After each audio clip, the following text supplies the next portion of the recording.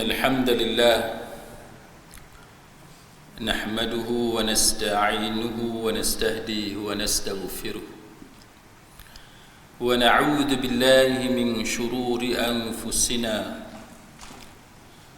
ومن سيئات أعمالنا من يهده الله فلا مضل له ومن يضلل فلا هادي له أشهد أن لا إله إلا الله وحده لا شريك له وأشهد أن محمدًا عبده ورسوله اللهم صل وسلم على محمد وعلى آله وصحبه والتابعين بإحسان إلى يوم الدين أما بعد Rabbi syarah li sadri, wahai Tuhanku, lapangkanlah dadaku ini, wa yassir li amri, dan permudahkanlah urusanku, wahlul 'uqdatam min lisani, dan uraikanlah kekeluhan lidahku, yafqahu qawli, supaya mereka memahami kata-kataku ini. Rabbi zidni ilma, wahai Tuhanku, tambahkanlah ilmu kepadaku. Allahumma faqihna fid din, ya Allah, kurniakan kepada kami kefahaman tentang agama. Wa 'allimna ta'wil, dan ajarkanlah kepada kami kefahaman mengenai Al-Quran. Wahdinas siratal mustaqim, dan tunjukkan kepada kami jalan Engkau, jalan yang lurus. Amin ya rabbal alamin. Saudara-saudari, sahabat sahabiah, muslimin muslimat rahimakumullah. Malam ni kita masuk pada muka surat yang ke-15, kitab Ad-Da' wad-Dawa, yang dikarang oleh Imam Ibn Qayyim Al-Jauziyah rahimahullahu ta'ala. Dan kitab ni ditahqiqkan oleh Syekh Ali Hasan bin Ali Al-Halabi Al-Athari, yang mana kitab ni sebagaimana kita cerita dalam introduction kita di awal kuliah kita sebelum ini, itu satu kitab yang ditulis oleh Imam Ibn Qayyim Al-Jauziyah rahimahullahu ta'ala, yang membicarakan tentang penyakit-penyakit yang ada pada manusia, khususnya penyakit yang berkaitan dengan hati, kan, penyakit yang berkaitan dengan hati secara khususnya, dan bagaimana kaedah-kaedah rawatan ataupun bagaimana untuk kita menangani masalah-masalah hati ataupun penyakit-penyakit hati ini. Dalam kuliah kita yang lalu kita telah membicarakan bagaimana antaranya berkenaan dengan doa sebagai salah satu rawatan yang mujarab, yang boleh memberikan manfaat dan menghilangkan penyakit. Dan termasuk kita baca berkenaan dengan hadis daripada Nabi sallallahu alaihi wasallam, termasuk tentang pentingnya kita ni ada keyakinan ketika kita berdoa, dan juga penting kita memastikan hati kita tidak lalai. Di dalam kuliah kita yang lalu kita telah membicarakan tentang bagaimana nak kenal hati itu lalai ataupun tidak, dan bagaimana kita nak tahu tanda-tanda kita ni seorang yang lalai ataupun tidak daripada berzikir ataupun mengingati Allah Subhanahu wa taala, dan bagaimana cara untuk kita mengatasi kelalaian itu. Dan selain daripada itu, kita juga sentuh sebelum ini tentang pentingnya kita menjaga hukum halal dan haram untuk memastikan doa kita dimakbulkan oleh Allah Subhanahu wa taala. Jadi pada malam ni kita masuk bab 1, iaitu hal-hal yang berkaitan dengan doa, muka surat yang ke-15. Doa adalah ubat. Tajuk dia, doa adalah ubat. Doa adalah ubat yang amat bermanfaat dan musuh bagi bencana. Dia kata doa ni adalah ubat yang bermanfaat. Jadi kalau kita lihat balik cara kefahaman kita, sebahagian daripada kita menganggap ubat ni macam drugs lah.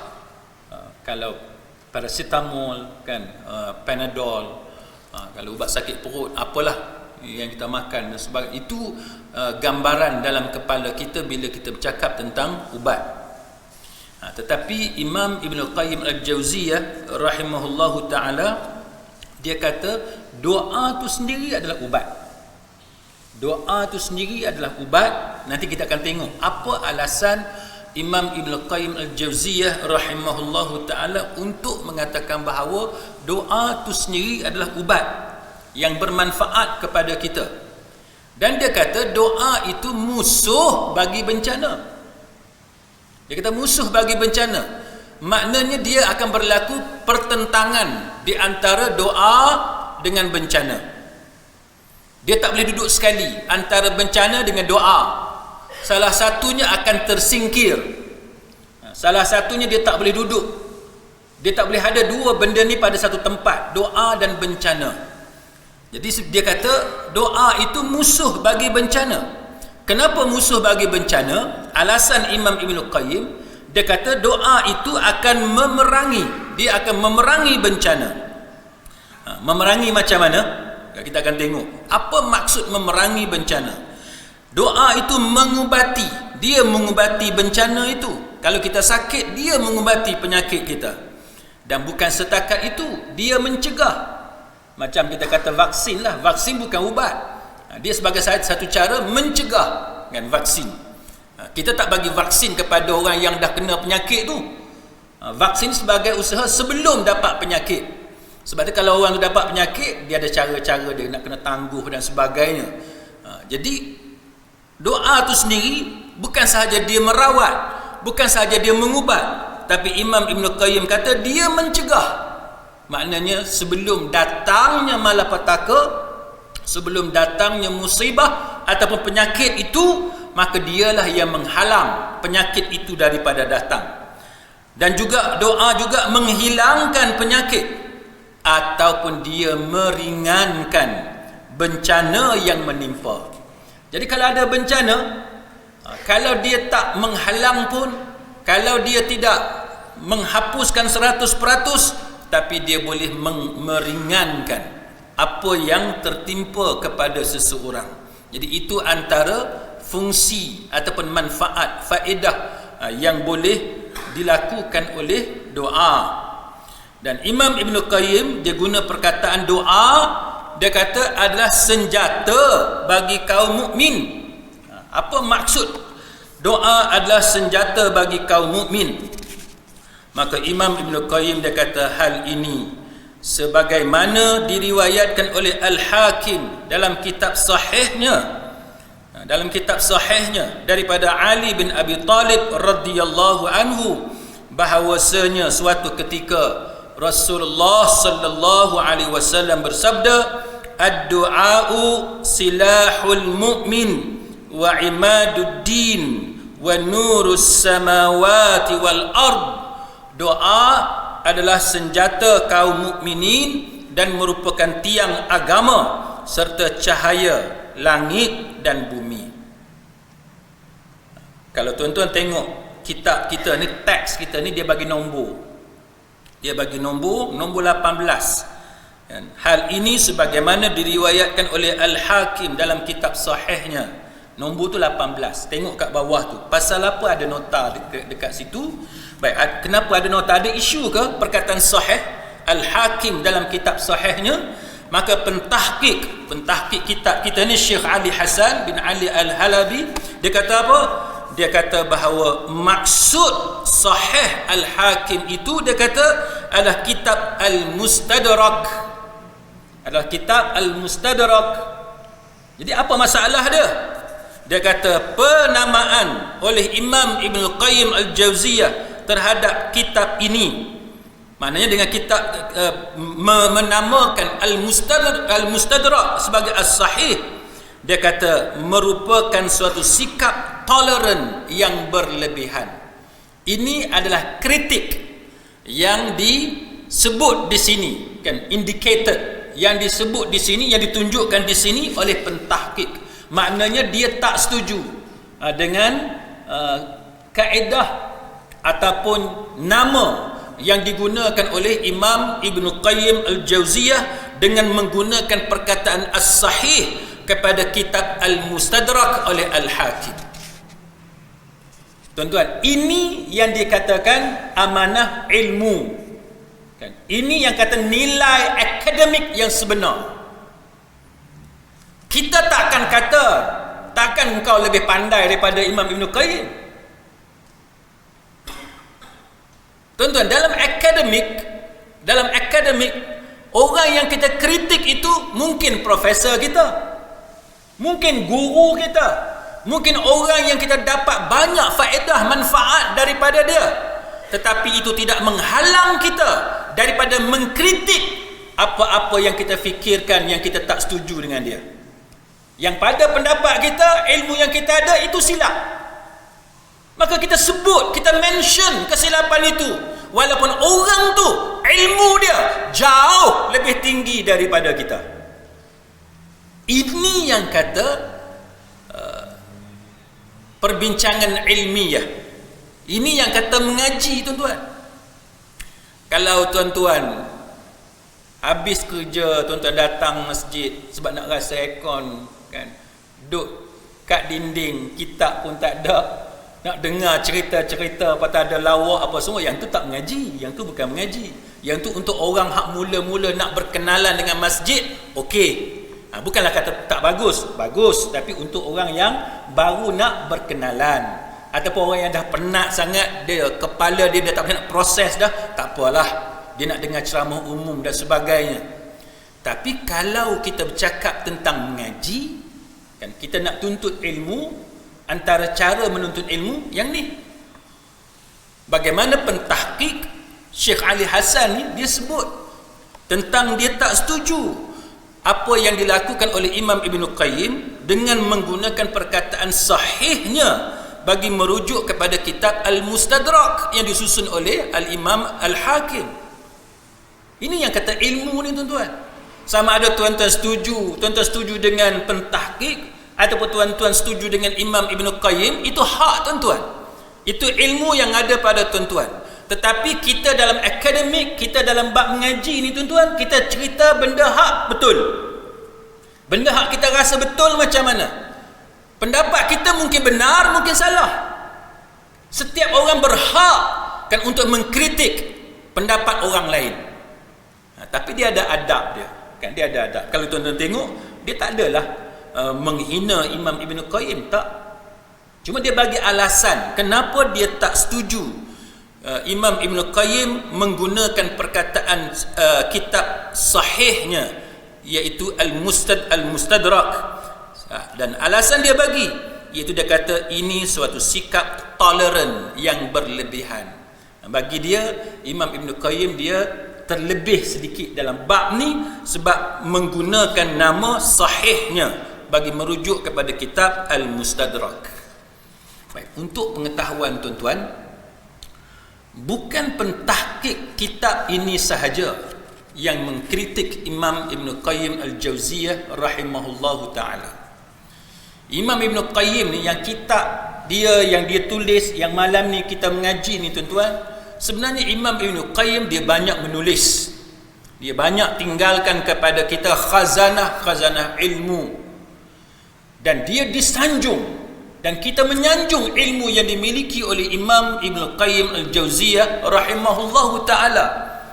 Tetapi kalau tuan-tuan tengok dalam dunia akademik, kritik itu tetap berlaku, walaupun kita menghormati ilmuwan-ilmuwan yang tertentu. Contoh, kalau kita ambil kitab yang lain yang ditulis oleh Imam Ibn Qayyim Al-Jauziyah rahimahullahu ta'ala, contohnya kitab Ar-Ruh. Kitab Ar-Ruh. Kalau tuan-tuan nak belajar pasal mati, tuan-tuan nak belajar pasal mayat, pasal alam barzakh, alam kubur, apa semua ni, maka antara kitab yang bagus yang dikarang oleh Imam Ibn Qayyim Al-Jauziyah, nama dia Ar-Ruh. Ruh. Walaupun ada macam-macam pandangan para sarjana Islam terhadap kitab Ar-Ruh, termasuk sebahagian daripada para sarjana Islam, para pengkaji, para ulama sekarang ini, sebahagian daripada mereka meragui ar-ruh sebagai dikarang oleh Imam Ibn Qayyim al-Jauziyah.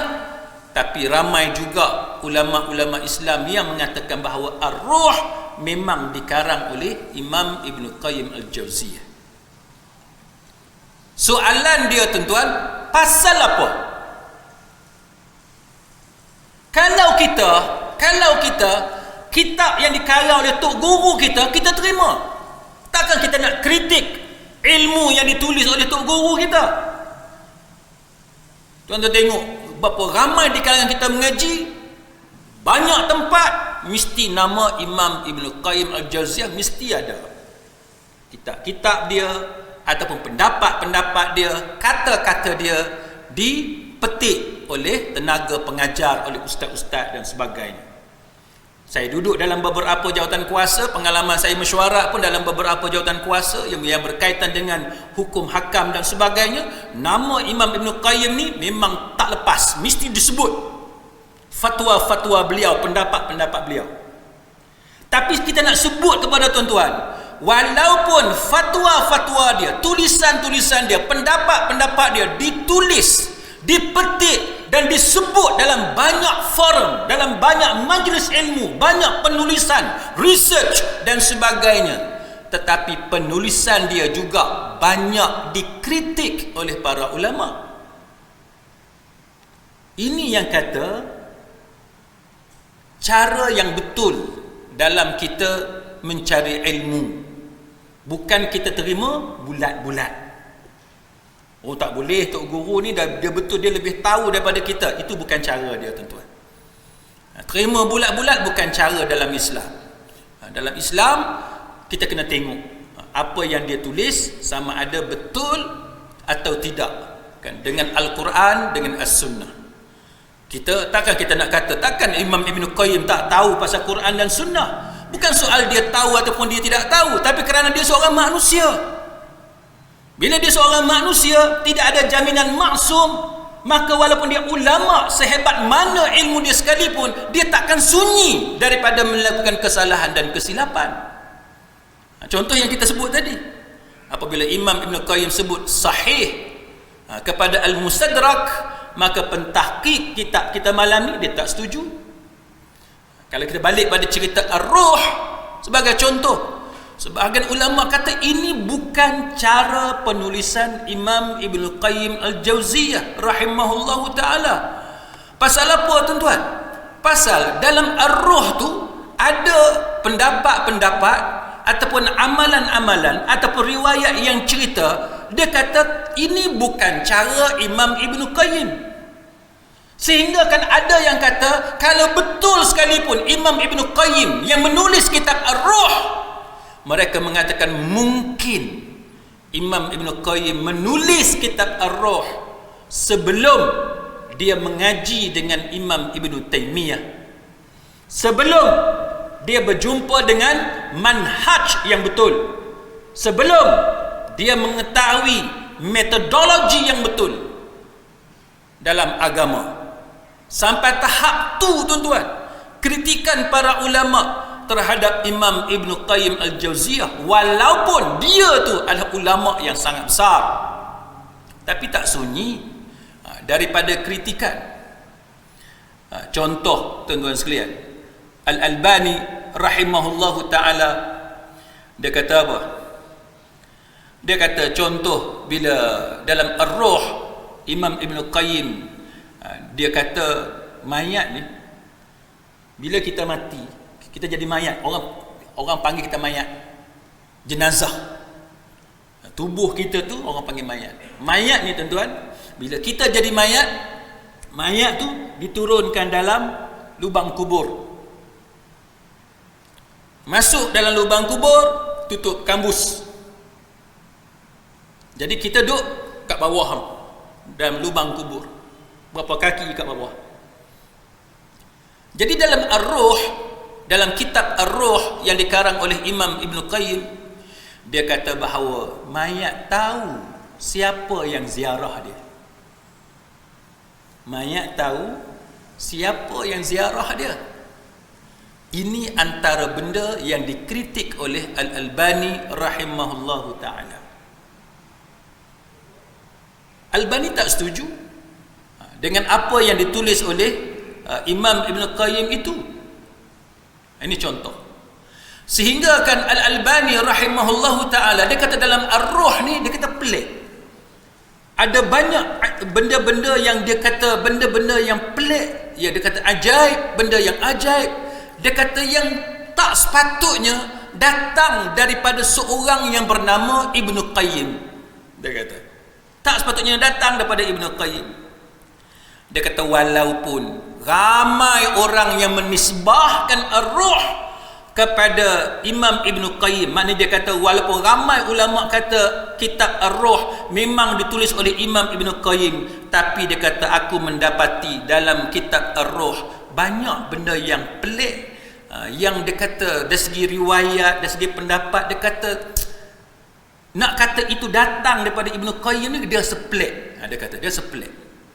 Termasuk dia kata bila Ibn Qayyim kata mayat tahu siapa yang ziarah dia, dan dia kata ini adalah tersasar jauh daripada kaedah-kaedah salafiyah. Dia kata ini bukan kaedah-kaedah salafiyah, yang mana kaedah-kaedah salafiyah ni dipelajari oleh Imam Ibn Qayyim daripada Imam Ibn Taymiyah. Ibn Taymiyah ni guru kepada Ibn Qayyim. Jadi ini contoh tuan-tuan sekalian, yang menunjukkan kepada kita bahawa tidaklah kita ni diajar untuk terima bulat-bulat, kan? Kita diajar untuk terima bulat-bulat apa yang dikarang oleh orang yang kita hormat, walaupun dia bertaraf guru yang besar sekalipun. Kalau kita tengok pula tuan-tuan sekalian, Al-Albani rahimahullahu ta'ala ni, saya nak cerita kritik ni tuan-tuan, nak cerita kritik. Sebab kita mengaji ni kita kena ada filter, kita kena ada penapis. Kita tak boleh terima bulat-bulat. Jadi Al-Albani rahimahullahu ta'ala, dia kata apa? Dia kata kalau tengok Ar-Ruh, dia kata kitab ni macam dikarang oleh satu orang yang baru nak belajar ilmu. Sebab tu ada pendapat yang kata Ar-Ruh mungkin dikarang oleh Imam Ibn Qayyim bukan di penghujung riwayat kehidupan dia, tapi di awal kehidupan dia, sewaktu dia baru nak mula belajar, sebelum dia berjumpa dengan Imam Ibn Taymiyah. Tapi ada juga pendapat kata tak mungkin, sebab dia kata dalam Ar-Ruh pernah Ibn Qayyim menakalkan pendapat Ibn Taymiyah, mana seolah-olah Ar-Ruh dikarang oleh Imam Ibn Qayyim selepas dia mengaji dengan Imam Ibn Taymiyah. Tuan-tuan tengok, ulama ni dia punya bahas tu, kan, dia nak cari pasal apa boleh ada benda-benda pelik dalam kitab Ar-Ruh. Ini cara mengaji yang betul, kan? Kita kena tahu tuan-tuan sekalian, kenapa ada ulama tak setuju dengan beberapa kandungan yang ada dalam kitab Ar-Ruh. Sama yang kita mengaji malam ni tuan-tuan, dan kitab-kitab lain, ad-da'wa, kitab-kitab apa sekalipun, ulama mana sekalipun, kita dididik supaya jangan terima bulat-bulat. Daripada page 1 muka surat 1 sampai muka surat akhir tu kita diajar jangan terima bulat-bulat. Mungkin ada benda yang tak sesuai untuk kita terima. Ini metod yang paling tepat dalam pengajian. Bila kita mengaji tuan-tuan, ini cara yang paling tepat. Kalau kita tengok pendapat ulama-ulama kemudian ni, contohnya kalau kita lihat Syekh Muqbil, kan, Syekh Muqbil, bila orang tanya dekat dia, betul ke kitab Ar-Ruh dinisbahkan kepada Imam Ibn Qayyim Al-Jauziyah? Maka dia kata jawapan oleh Syekh Muqbil, dia kata huwa sahih.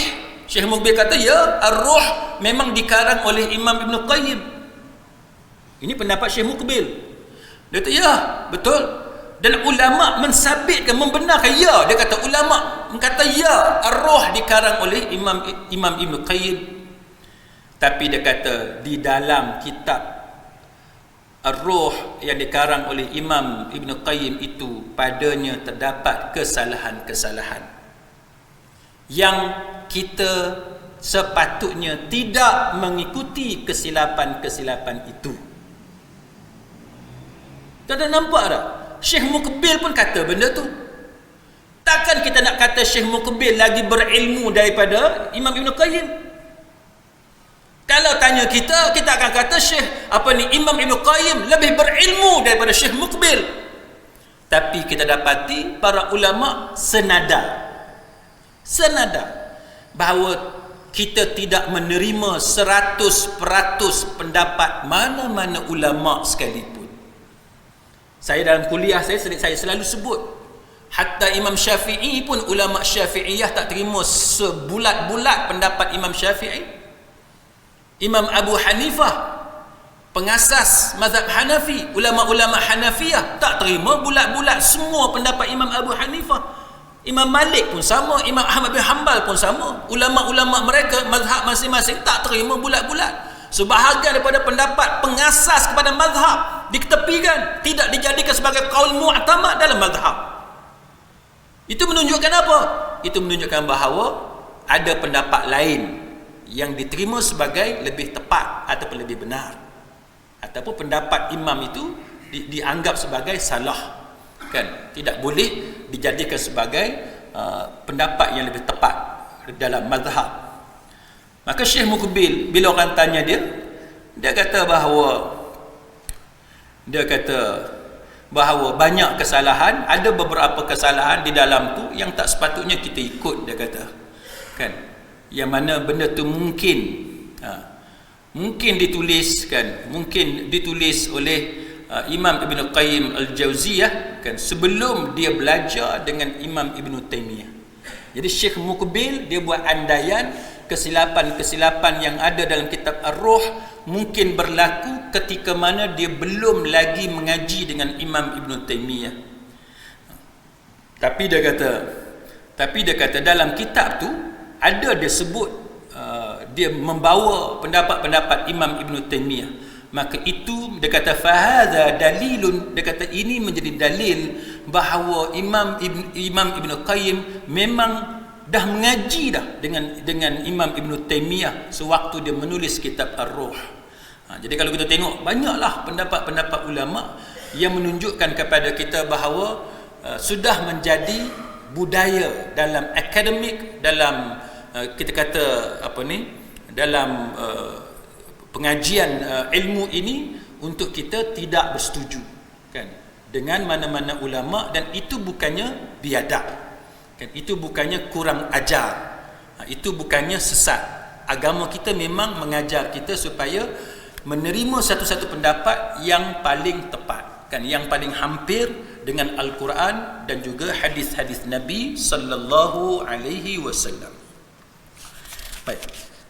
Balik kepada kitab kita ini, Sidang Hadirin Mukminin, muka surat yang ke-15 itu, Imam Ibn Qayyim kat bawah tu dia kata, ketika bersanding dengan musibah, mana ketika dia duduk sekali, kan, dia duduk sekali dengan musibah, doa mempunyai 3 kondisi sebagai berikut. Bila doa dengan musibah dia ada sekali, maka apa yang berlaku? Musibah berlaku, kita sakit, kita ada masalah, kita bankrupt, perniagaan kita merosot, kita ada masalah dengan anak, masalah rumah tangga dan sebagainya, tapi pada masa yang sama kita ada doa. Jadi doa dengan musibah, dengan penyakit, dengan masalah tu ada bersama-sama. Maka Imam Ibn Qayyim kata ada 3 benda ni kita kena tahu. Apa dia 3 ini?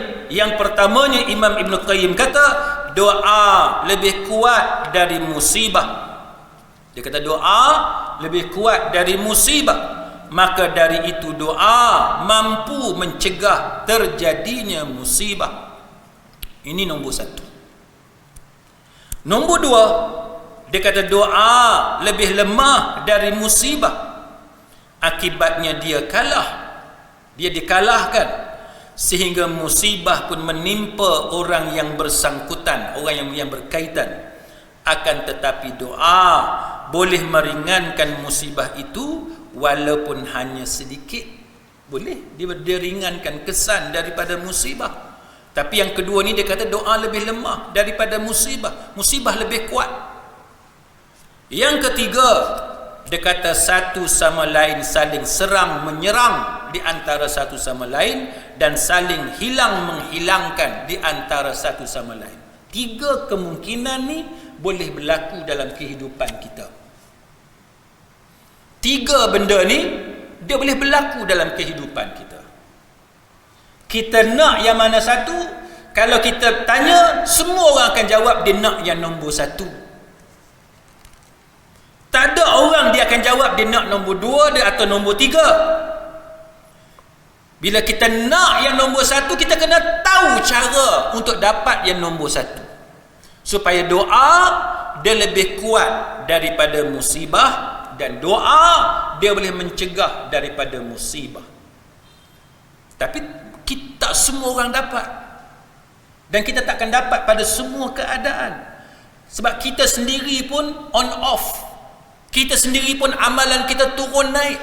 Ada masa semayang kita khusyuk, ada masa semayang kita bagus, ada masa semayang kita A++, ada masa kita semayang tak khusyuk, rakaat tak ingat, benda yang kita baca pun macam lalu macam tu saja, kita tak fokus kepada semayang.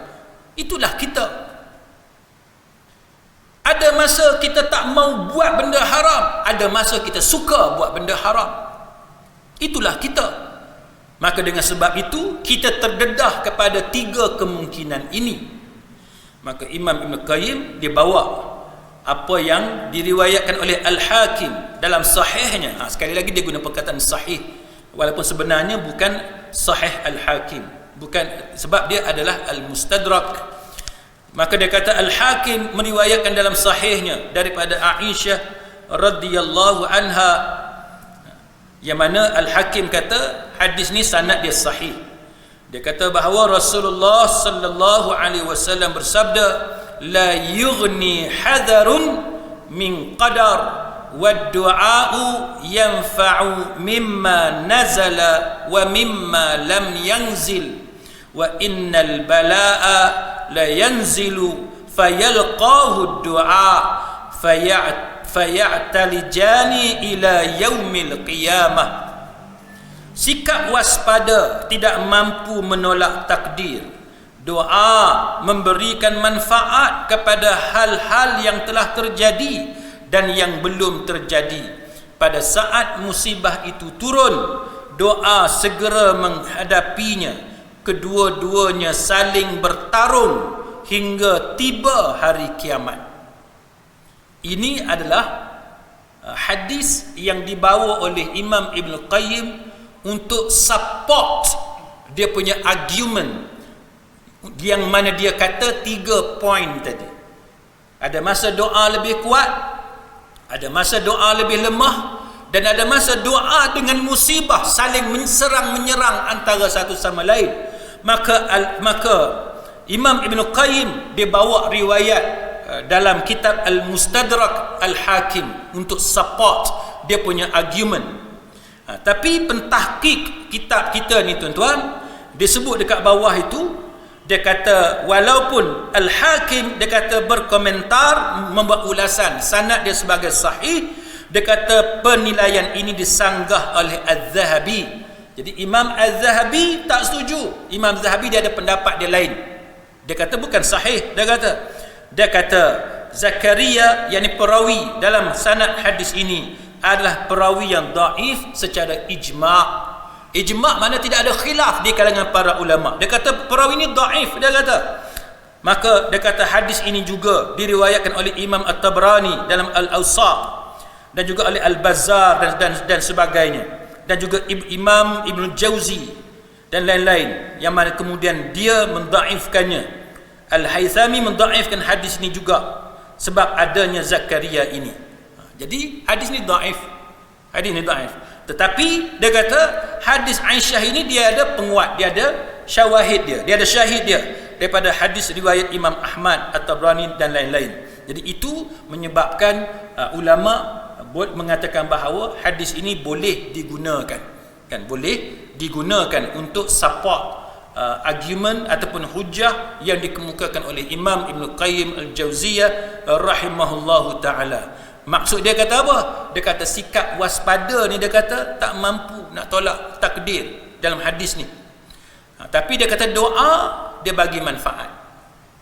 Doa bagi manfaat. Kalau banding waspada, kita precaution, kita hati-hati dah. Kita punya careful ni, hati-hati, ambil langkah berjaga-jaga, kita berwaspada. Hadis ni kata tak mampu nak tolak takdir. Sebab apa? Sebab nak banding dengan doa. Nak banding dengan doa. Supaya kita ni tahu bahawa antara usaha kita dengan doa tu lebih bernilai. Bukan kata nak tolak usaha. Usaha kena buat. Tapi ramai di kalangan manusia yang dia nampaknya usaha tu mesti lebih. Doa tu sikit-sikit. Itu salah. Doa bagi wakil pada orang. Doa buat sembahyang hajat yang dia sendiri tak doa. Itu salah. Patut kita tu sendiri. Kita suruh orang tu bukan tak boleh. Boleh. Tapi kita tu sendiri yang kena memperbanyakkan doa kepada Allah Subhanahu Wa Ta'ala. Cuba tuan-tuan perhati dalam masyarakat kita. Saya pergi setengah-setengah tempat, sedih kadang-kadang kita tengok. Buat sembahyang hajat, yang tukang panggil, tukang yang ada masalah ni, host, tuan rumah yang ada masalah ni, bukan sembahyang dengan kita pun. Dia tunggu kat pintu, tetamu datang, salam, apa semua, orang sembahyang hajat dalam rumah dia. Yang ni tak betul. Nak sangka baik, habis-habis sembahyang hajat balik semua, dia sembahyang lepas tu.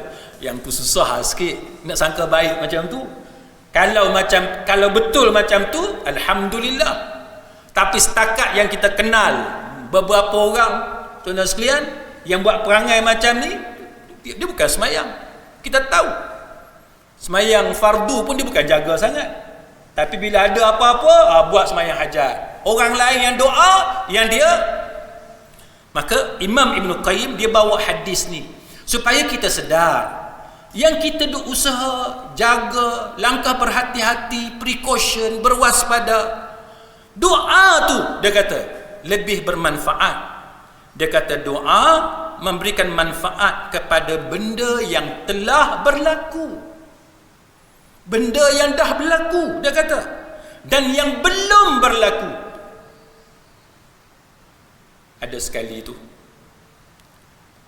budak ni periksa di sekolah. Dia periksa di sekolah. Lepas tu, saya tak ingatlah periksa apa, tapi periksa yang besar lah. Maka hari tu, budak ni, pelajar ni, dia nak pergi ambil keputusan. Nak pergi ambil keputusan. Mak dia semayang, doa, minta dengan Allah Ta'ala supaya anak dia dapat result yang bagus. Ayah kepada budak ni, dia kata dekat mak tu, dekat isteri dia, doa buat apa? Dia kata keputusan dah ada dah. Ni mentaliti orang ni. Mentaliti orang ni, tuan-tuan. Dia kata doa buat apa, semayang buat apa, result dah keluar dah. Daripada kementerian, sebelum kementerian tu pemeriksa dah cek dah kertas, hantar ke kementerian, hantar ke sekolah. Dah lalui dah berapa hari dah, dia kata. Dah ada dah keputusan. Doa macam mana, macam tu juga keputusan tu. Tuan-tuan, ada orang macam ni. Ada orang macam ni. Sebab dengan anggapan keputusan dah ada, doa buat apa? Tuan-tuan, apa yang dibawa oleh Imam Ibn Qayyim ini membuktikan sangkaan si suami tu ataupun ayah pelajar tu adalah salah. Salah. Walaupun benda dah berlaku, doalah kepada Allah Ta'ala. Keputusan dah ada dah dalam sampul surat, dalam fail cikgu, dalam komputer cikgu, lecturer dan sebagainya, dah ada dah. Doa, ya Allah, berikan kepada aku kejayaan yang cemerlang. Result dah ada dah, tapi kita doa kepada Allah. Tuan-tuan, Allah Ta'ala tahu. Sebelum kita ada atas dunia, di alam ni pun Allah Ta'ala tahu kita doa ataupun tidak. Sebab tu Imam Ibn Qayyim dia bawa hadis ni supaya kita jangan tinggal doa walaupun benda yang dah berlaku. Isteri bersalin, dah keluar dah baby tu. Apa masalahnya suami doa, ya Allah, selamatkanlah isteri aku yang melahirkan anak ni. Walaupun dah selamat dah keluar, doalah. Benda yang dah berlalu, dah berlaku, doa. Jangan kita gunakan alasan sebab benda tu dah berlaku maka tak perlu doa. Itu sangkaan yang salah. Itu tak betul. Walaupun dah lepas, tetap doa kepada Allah Subhanahu wa taala. Dan juga dia bermanfaat kepada benda yang belum terjadi. Pada ketika musibah itu turun, doa segera menghadapinya. Bila musibah turun, doa inilah yang berhadapan dengan musibah, dan keduanya saling bertarung hingga tiba hari kiamat. Kita nak berhadapan dengan musibah, tuan-tuan, kita tak mampu. Ni hari ni cuba tuan-tuan tengok kes COVID naik balik. Tanya kawan-kawan kita, doktor, jururawat, pekerja di hospital, ward makin penuh, katil makin ramai diisi, makin banyak diisi. Itu menunjukkan apa? Menunjukkan bahawa COVID tidak meninggalkan kita. Keadaan COVID bukan semakin baik. Dia boleh menyerang buat kesekian kalinya. Kita tidak boleh terlalu yakin, overconfident dengan vaksin. Tuan-tuan tengok statement WHO. Tak boleh rasa selamat hanya dengan vaksin, dengan melupakan SOP yang lain. Tak boleh. Masih kena jaga. Tengok kawan-kawan kita setengah tu, oh nak semayang rapat juga. Saya tak tahulah, ini pendapat masing-masing, kan? Tapi bagi saya, ancaman itu belum hilang. Macam mana kita nak semayang rapat? Macam mana kita nak buang SOP yang berkaitan dengan penjarakan, social distancing, kalau ancaman itu belum hilang? Kita masih lagi tak mampu berhadapan dengan wabak ini, tuan-tuan. Maka sebab itulah doa tu penting.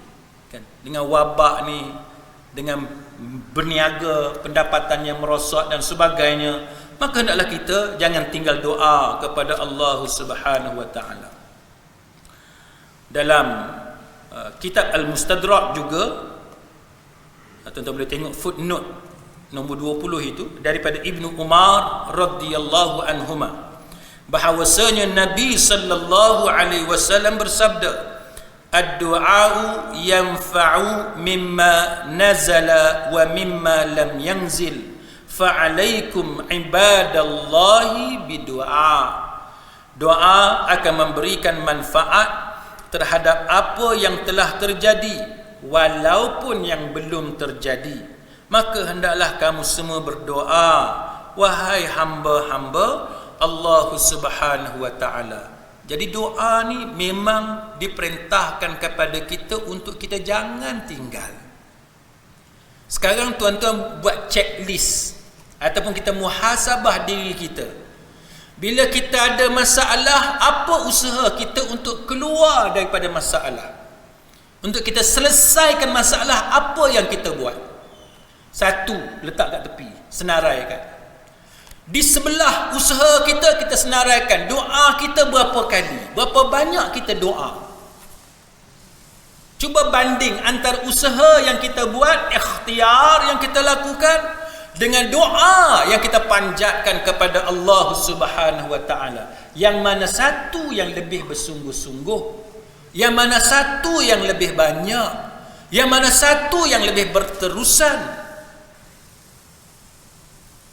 Yang kita bimbang, usaha je banyak, yang doanya setakat doa, aminkan tu imamnya. Yang tu yang kita takut. Yang doa sendiri tak pernah. Tak pernah doa sendiri. Pernah doa bila? Bila ada sembahyang di jemaah, tengok imam doa, baru kita amin. Dalam perhimpunan sekolah, ketua pelajar doa, kita pun amin. Dalam program yang formal macam tu sahaja yang kita doa. Selain daripada tu, tak pernah kita berdoa bersendirian. Yang ni malang. Siapa yang ada perangai yang macam ni tuan-tuan, amalan yang macam ni, malang dia. Sebab diri dia sendiri tidak ada keinginan untuk berdoa kepada Allah. Dia berdoa kerana kebetulan sahaja, terserempak dengan orang doa. Tapi dia sendiri teringin nak angkat tangan, minta kepada Allah, mengadu kepada Allah, tak pernah dalam hidup dia. Yang ni malang. Orang yang macam ni memang sangat malang. Jadi cuba kira, hari ni berapa kali diri kita sendiri angkat tangan minta dengan Allah Subhanahu Wa Taala. Dan doa ni tuan-tuan, ada doa angkat tangan, ada doa yang tidak angkat tangan, tak apalah. Yang doa tidak angkat tangan, kita tidak angkat tangan. Yang doa angkat tangan, kita angkat tangan. Tapi soalannya ialah, berapa kali doa yang datang daripada diri kita sendiri, yang bukan kita serempak dengan doa tu kita amin ramai-ramai, tak. Yang diri kita sendiri, berapa kali? Bimbang? Tak pernah. Bimbangnya tak pernah. Kalau doa pun pasal ada berjemaah, kebetulan serempak dalam majlis apa-apa, takut yang tu je kita doa. Yang lagi malang, orang yang usaha pun tidak, berwaspada pun tidak, berhati-hati pun tidak. Nak tahu? Tengok. Kalau bab penyakit wabak, SOP dia patuh ke tak patuh? Bab kerja, dia pergi on time ke tidak on time? Punctual atau tidak punctual? Kerja yang diberikan kepada dia selesaikan ataupun tidak? Ada orang image agama ada, tapi dia sendiri kurang beribadat kepada Allah, kurang doa pada Allah, prestasi kerja pun tak ada.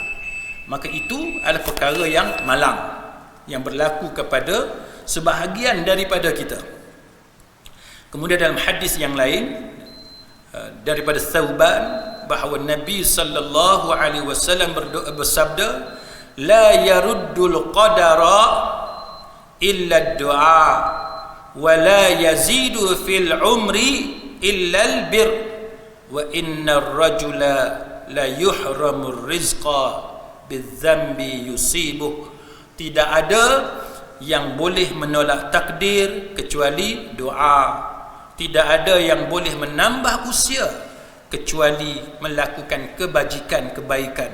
Sungguh seseorang yang benar-benar akan terhalang dari rezekinya kerana doa yang dia kerjakan, kerana dosa yang dia kerjakan. Ini ada beberapa benda, poin penting tuan-tuan sekalian yang disebut dalam hadis ini. Hadis ni sanad dia terputus, tuan-tuan boleh tengok footnote itu. Hadis ni dalam Al-Mustadrak juga dalam kitab-kitab lain, yang mana perawi dalam sanad ni terputus, tapi dia ada penguat daripada riwayat yang lain. Maka dalam hadis ni tuan-tuan sekalian, apa yang disebut di sini ialah tidak ada yang boleh menolak takdir kecuali doa. Tuan-tuan faham tak apa signifikan perkataan ni? Fadal. Kita rehat sekejap untuk laluan azan.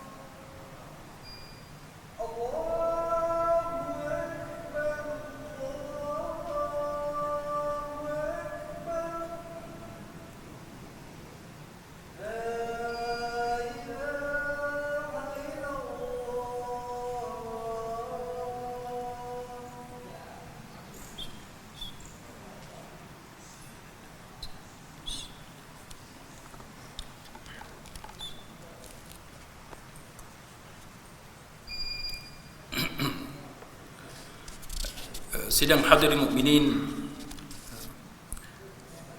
hadis yang kita baca tadi hadis daripada Thauban, la yaruddul qadar, tidak ada yang boleh menolak takdir illa ad-du'a, melainkan doa.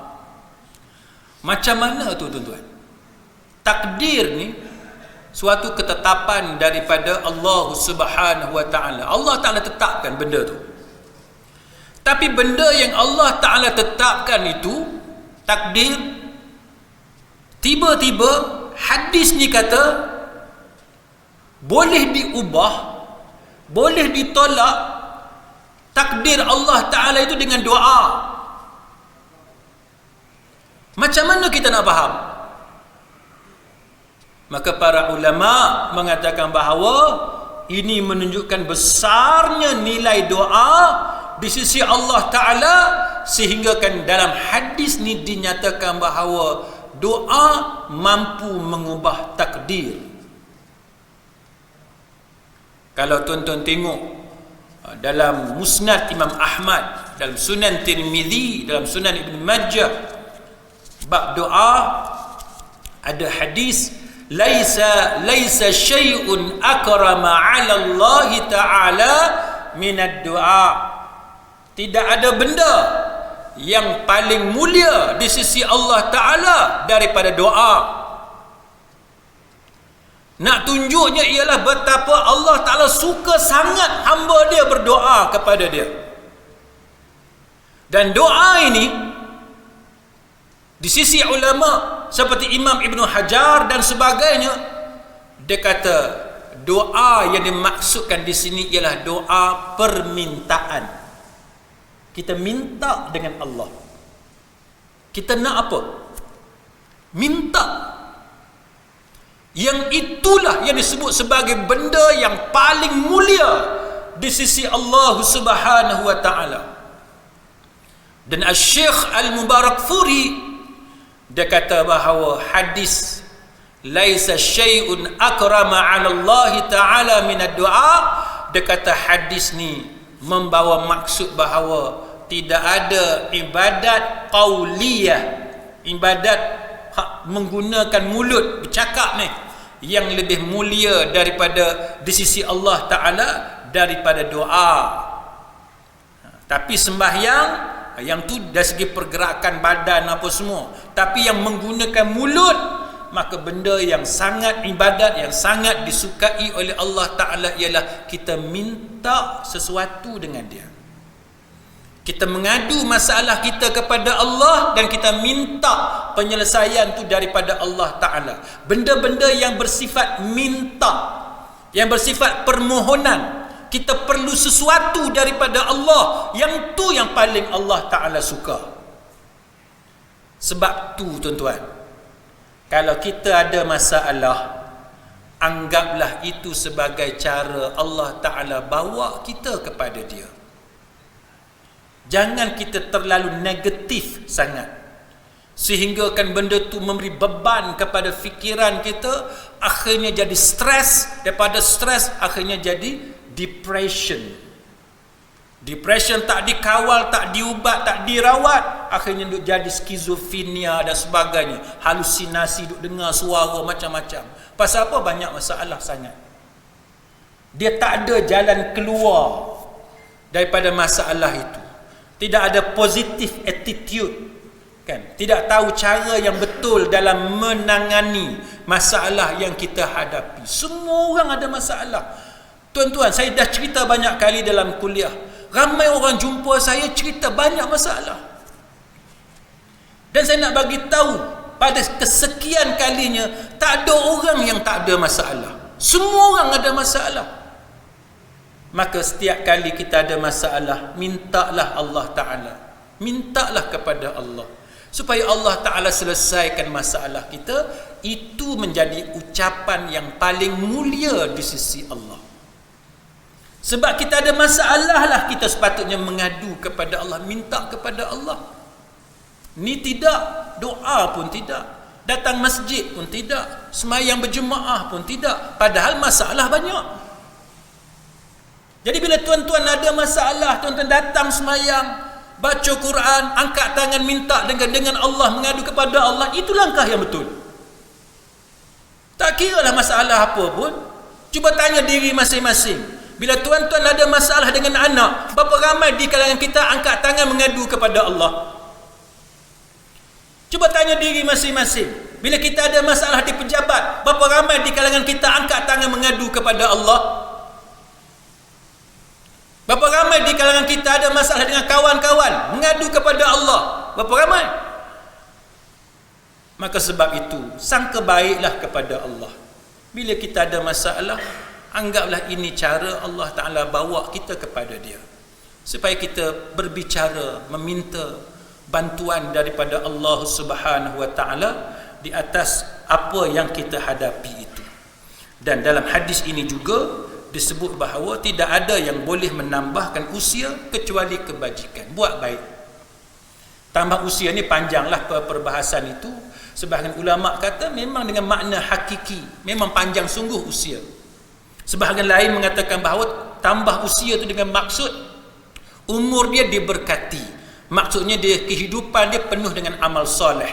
Jadi banyak ta'rif apa maksud wala yazidu fil umr. Tidak bertambah usia dia, itu apa maksud. Jadi ada banyak perbahasan, tetapi ringkasnya dua itu secara ringkas. Pendapat yang pertama kata memang panjang sungguh usia dia. Yang kedua kata usia dia usia yang diberkati, penuh dengan amal soleh. Macam mana cara dia? Melalui buat benda-benda baik, kebajikan. Dan yang ketiganya, hadis ini juga menceritakan kepada kita seseorang itu yang menghalang rezeki dia kerana dosa yang dia lakukan. Jadi tuan-tuan sekalian, sebab itu ulama mengatakan bahawa apabila kita menghadapi masalah rezeki, antara benda yang kita nak kena buat, banyakkan istighfar kepada Allah, banyakkan taubat kepada Allah, banyakkan minta ampun kepada Allah. Pasal apa? Kerana ada kemungkinan yang besar segala rezeki yang terhalang itu berpunca daripada dosa kita. Jadi cara dia macam mana? Cek diri masing-masing, dosa apa yang kita buat sehingga menyebabkan kita ditimpa dengan pelbagai masalah sehingga terhalang rezeki. Rezeki ni macam-macam. Rezeki kesihatan, rezeki kebahagiaan, rezeki wang ringgit, rezeki kenaikan pangkat, macam-macam rezeki. Rezeki anak yang baik-baik dan sebagainya. Rezeki ni macam-macam. Tiba-tiba kita tengok kita ni macam tak ada rezeki, macam terhalang je rezeki, maka hendaklah kita perhatikan dosa apa yang kita lakukan. Maka sebab itu dianjurkan kita memperbanyakkan istighfar, minta ampun kepada Allah. Sebab bila kita istighfar, kita minta ampun, kita bertaubat kepada Allah Ta'ala, Allah Ta'ala ampunkan dosa kita, maka akan terlerailah dinding penghalang antara kita dengan rezeki itu. Mudah-mudahan ada manfaat di sisi Allah Subhanahu wa taala. Wallahu a'lam. Aqulu qawli hadha wa astaghfirullah al-azim li wa lakum. Wassalamu alaikum warahmatullahi wabarakatuh. Subhanakallahumma wa bihamdika asyhadu an la